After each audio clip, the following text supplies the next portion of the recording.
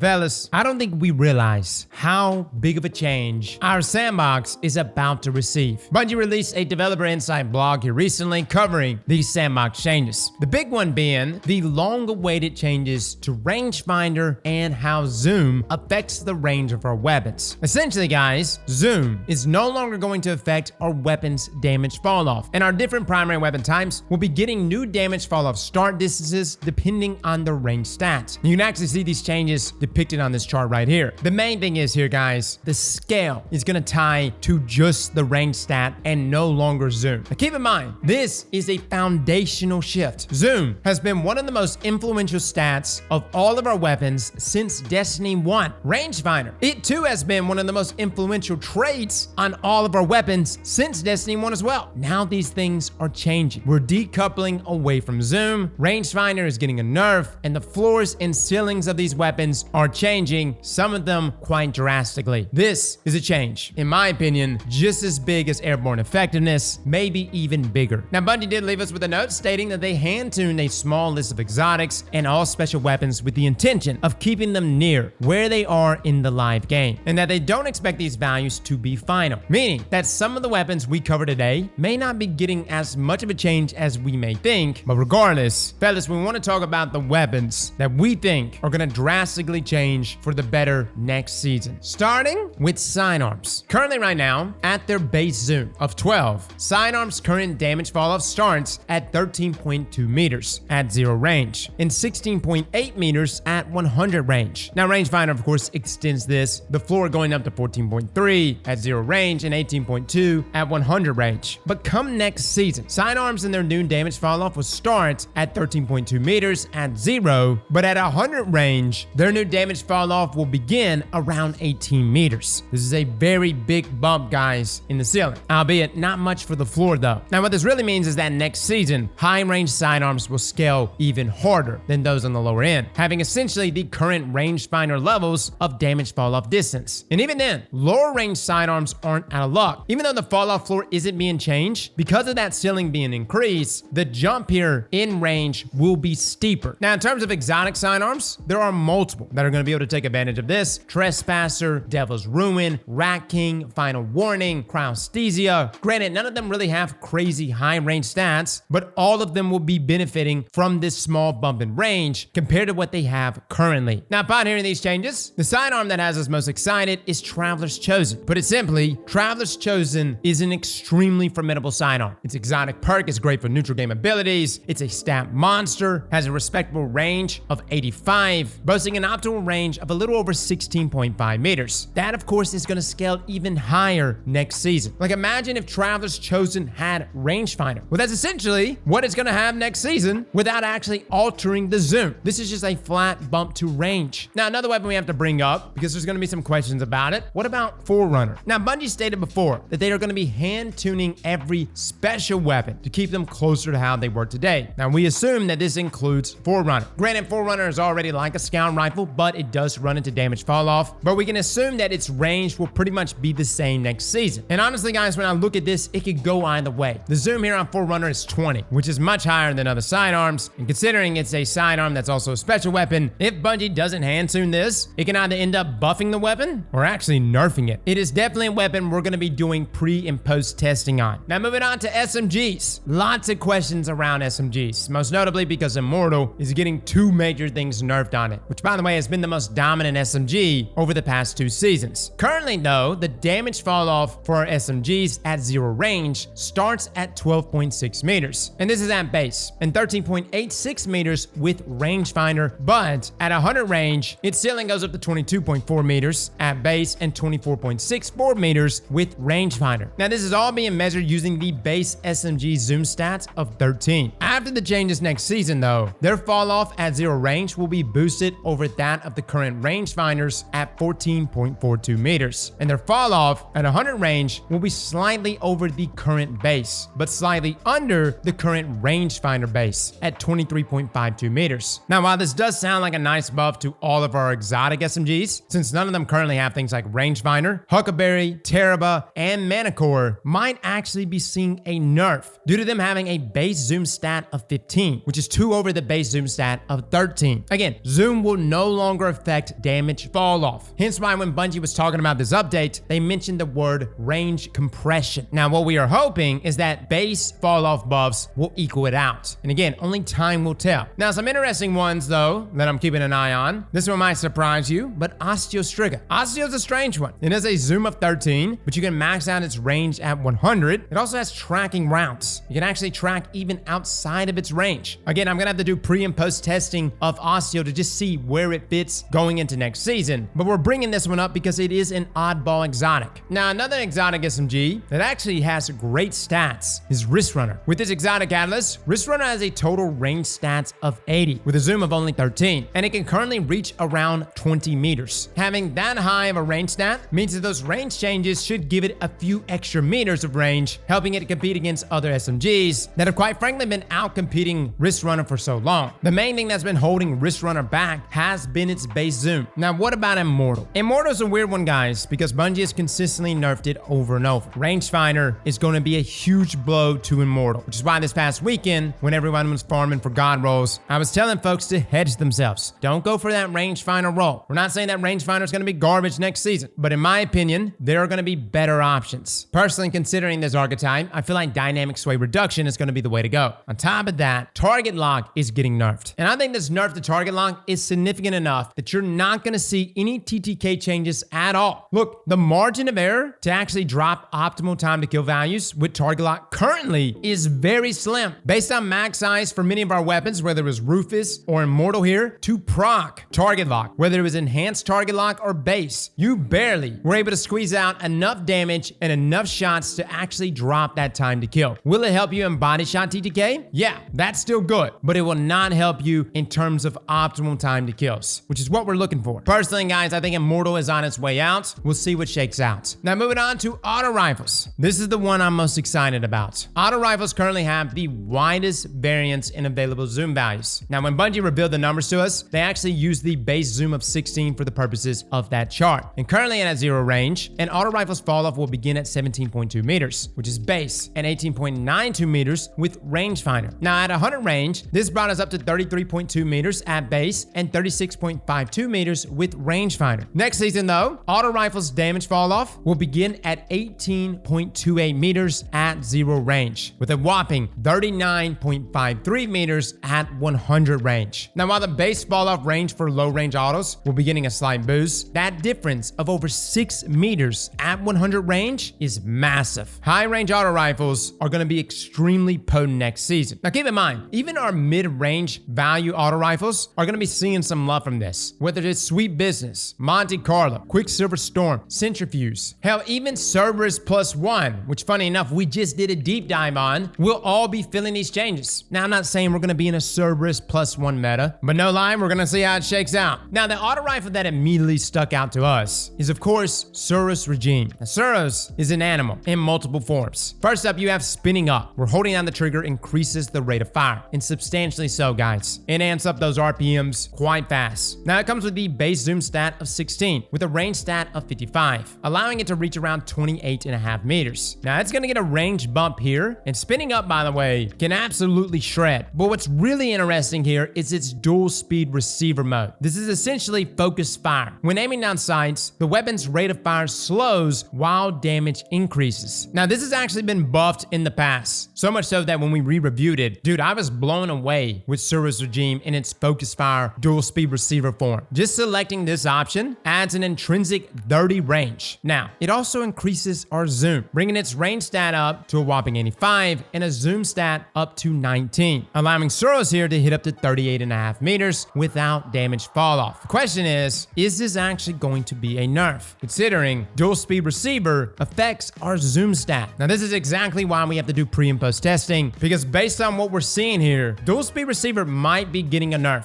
Again, is that decoupling away from zoom? Granted, Bungie could go in there and like hand tune things, but based on the range changes that I'm seeing, it looks to be blanket changes overall, and then just see where everything falls afterwards. Just my opinion, guys. So currently right now, it looks like spinning up Suros Regime is getting a buff and dual speed receiver is getting a nerf. Keep in mind, it comes back to what Bungie originally said. This is range compression, not just on the high end, but on the low end. They're trying to push everything within their intended ranges without huge variance. Next Next up, we have hand cannons. Now, guys, if you look at the chart that Bungie showed us, they gave us two different sets of values. They give us aggressive frame hand cannons, which were separated from the rest. We're going to get to those in just a second. But for now, let's just focus on the rest of the hand cannons. Now, as it currently stands, at 0 range and a base zoom stat of 14, a hand cannon's fall off starts at 22.4 meters at base and 24.64 meters with Rangefinder. At 100 range, it starts at 35 meters at base and 38.5 meters with Rangefinder. After next season though, hand cannon fall off at 0 range will start at 24 meters. And at 100 range, fall off starts at 37.5 meters. So again, more compression here, guys, but the floor is getting picked up quite nicely. And what this includes is pretty much every exotic hand cannon, as they will all be getting some kind of range buff due to none of them having Rangefinder and all of them having a base zoom of 14. Disregard Ariana's vow. Now, another exotic that's extremely unique to all of this is Last Word. Guys, I'm gonna be honest, I have no idea how Last Word is gonna change here. Its base zoom is 11, but at the same time, you don't even aim down sights. You fire from the hip. And so if I'm looking at this correctly, Last Word should be getting a range buff. But this is exactly why we're gonna have to do pre and post testing. But getting to some of our other exotic hand cannons, Thorn is the one I'm most excited about. The one thing that has really held back Thorn is its range. The other thing being the fact that it was once a 150 and Bungie converted it to a 140, which killed a ton of other hand cannons as well. But Thorn has a current range stat of 49, with the damage fall off starting somewhere around 29 meters. This should give it a few extra meters of range. Lumina is also in a similar spot, with 63 range, with around 31 meters before running into damage fall off. Where these exotics start to suffer the most is when you compare it to legendary hand cannons with Rangefinder, your palindromes, your IS Lunas, your all stringers. And we can go on and on about different hand cannons with rangefinders, but those weapons outranged many of our exotics, pretty much leaving them in the dust. After this change goes live, our exotic hand cannons are going to be able to compete, and in some cases, outperform. Sunshot is looking to benefit substantially from this. Considering it's a 150 round per minute hand cannon and the only 150 we have in the game, it also has a 71 range stat if you happen to have the exotic catalyst. I am really curious to see how Sunshot shakes out. It's already hitting at 32 meters without fall off. And on top of that, it has explosive rounds, which doesn't receive any damage fall off. So Sunshot here should scale very nicely. Cross, what about Malfeasance? It's got high range with the exotic catalyst. Keep in mind, guys, it's still 180. Yes, Malfeasance may be performing better. I don't think it's going to be meta by no means. Now, a few other choices that I'm excited about. Hawkmoon. Hawkmoon is going to be back, baby. Not only does the weapon itself increase its range by +5 with every stack of paracausal charge, but the overall floor of the weapon is going to be getting picked up. And with every stack of paracausal, you're going to be scaling that range even harder than what you're doing right now. Now, what about Crimson? Crimson is already, in my opinion, one of the most underrated weapons in the game. Now, I think a part of that is because there are people out there that are hand cannon purists. And whenever they pick up Crimson, they're like, no, this is a pulse rifle. It looks like a hand cannon, but it's a pulse rifle. Guys, I don't care what it is. It has 92 range. It is going to scale wonderfully next season. The thing shreds, especially for my controller players. Like, I am surprised I don't see more console users using Crimson. It is going to be a monster though. We recently re-reviewed it, and even on mouse and keyboard, it's performing very nicely. Now finally, Ace of Spades. Ace has one of the highest range stats in the game for a 140 round per minute hand cannon, and it is honestly my favorite hand cannon in game modes like comp. Simply because Memento Mori, you can hang on to that damage buff. I use it constantly, guys. It allows me to dictate comp games, even if I have a team full of blueberries. But even without the help of Rangefinder, Ace of Spades can reach up to 34 meters. That range is going to go up even higher. Tack that on with Memento Mori. Also, it just got a change to its UI,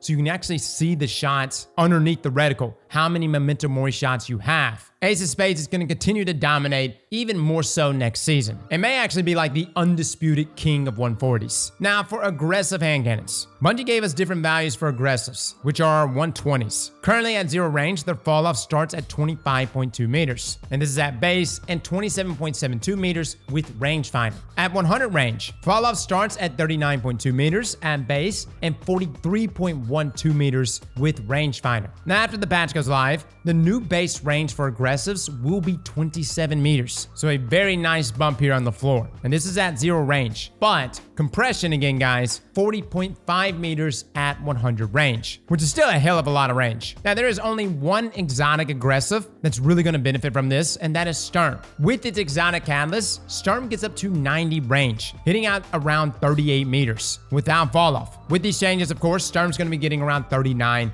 close to that 40 meter range. It will be one of the highest range 120s in the game. Granted, we have other legendary options out there, whether it's bottom dollar, igneous, and whatnot, but I think you're starting to see the trend here, guys. Exotics across the board are about to become stronger, most notably because their legendary counterparts are becoming weaker. Now moving on to pulse rifles, aka the dad rifle. Look, man, there are many people out there that hate it when they get killed by a pulse rifle. They take it personally, man. But I will say I enjoy using pulse rifles of all types. Rapid fires, aggressives, high impacts, lightweights, even adaptives. But at 0 range, at their base zoom of 17, pulse rifles hit at 25.5 meters and 28 meters with rangefinder. At 100 range, they hit up to 39.10 meters at base with 43.01 meters with rangefinder. After next season's change, their drop off will still be 25.5 meters. So the floor is not going up. This is at 0 range, and 39.95 meters at 100 range. Now, I don't know about you guys. I didn't really use rangefinder on pulse rifles. Like even my Phyllotatic Spiral,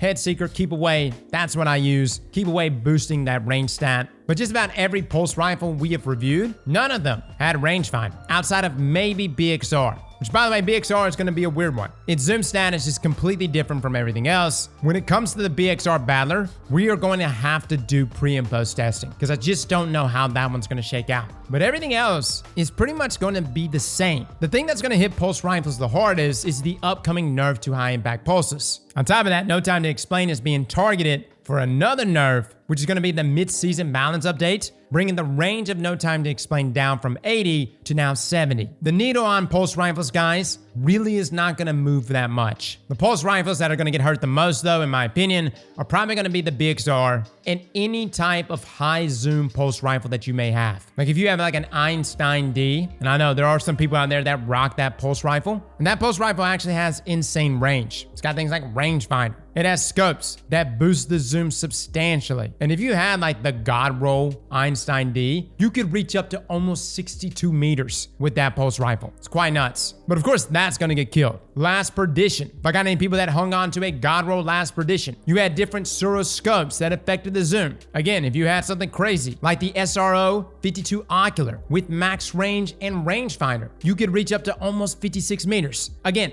that's being compressed. That's getting walked back. Those weapons are going to get heavily nerfed. Now, finally, bows and scout rifles. Now, we're throwing these two together because not much is really changing here, guys. Their fall-off distances without rangefinder are not being changed next season. Two exotic scout rifles, though, that are looking to get touched after this change in a negative way is both Polaris Lance and Skyburner's Oath. Now, we're talking a slight range nerf due to them having a base zoom of 21 compared to what's going to be the base zoom of 20. Deadman Cell is actually getting a range buff since its zoom stat is 18, which is 200 the base zoom of 20. Now keep in mind, DMT is not going to return to what it was, say for instance, when it first came out, but it is getting a buff. Now for bows, lightweights are getting a 10% final accuracy buff and a massive damage fall-off buff in the same mid-season patch that No Time to Explain is getting a nerf. Do I think lightweight bows are going to suddenly become meta inside of PvP? No. I see people right now like Cross, Gut Shot Straight, Whistler's Whim, meta! I will bet my godliest god roll that that bow is not going to be meta, or any lightweight bow for that matter. I know they're increasing the fall-off start distance from 15 to 25 meters, and their fall-off in distance from 20 to 45 meters, which are substantial changes. But at the end of the day, lightweight bows have forever felt terrible to use. It is all going to come down to that 10% accuracy buff. So guys, that is it for our damage fall-off changes coming to all of our weapons, most notably our exotics next season. Is this going to change our legendaries? Yes. But across the board, exotics are getting picked up. Legendaries were power creeping past those exotics. It's going to be really interesting to see how everything shakes out. We will be doing pre and post testing for all of these things, guys. So if you're new to the channel, feel free to subscribe. And normally within a few days after a new season launches, we will show pre and post testing of everything, just to kind of give you an idea of what we're looking at, especially when it comes to like weird weapons like Last Word. Like I'm really curious to see,